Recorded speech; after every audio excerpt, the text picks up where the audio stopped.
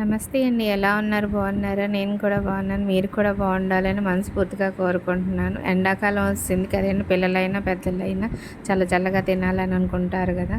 నేనైతే fruits custard చేశాను. ఎలా చేశానో చూపిస్తాను. ముందుగా ఒక అర లీటర్ పాలు తీసుకున్నాను.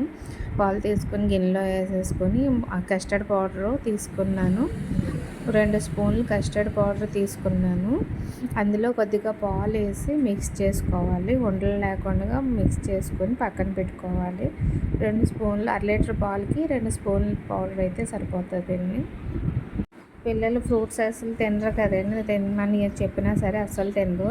ఇలా కనుక కస్టర్డ్ పౌడర్ తయారు చేసి అందులో వేసేసి ఇచ్చేసామనుకో దాంతోపాటు తినేస్తారు. స్టవ్ వెలిగించుకొని ఆ పాలు తీసుకున్నాను కదా, అర లీటర్ పాలు ముందు పెట్టేసుకున్నాను.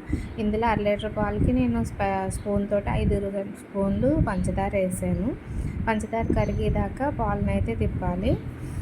పంచదార కూడా కరిగిపోయిందని పాలు కూడా మరిగిపోయి వచ్చినాయి కదా. ఇప్పుడు కస్టర్డ్ పౌడర్తో కలిపి పక్కన పెట్టుకున్నాం కదా, దాన్ని మళ్ళీ ఒకసారి తిప్పేసి స్పూన్తో కలుపుకొని బాగానే ఉండలు లేకుండా కానీ ఇప్పుడు పాల్లో కలుపుతా పాలు తిప్పితే వేయాలండి.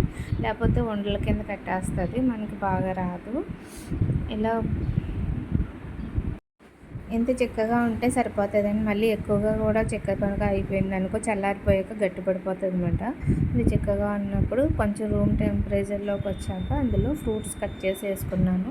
నేనైతే యాపిల్, గ్రేప్స్, డ్రాగన్ ఫ్రూట్ ఉంటే డ్రాగన్ ఫ్రూట్ కూడా కట్ చేసుకొని వేసుకున్నాను. దానిమ్మ గింజలు. అంతే, సలాడ్ అయితే రెడీ.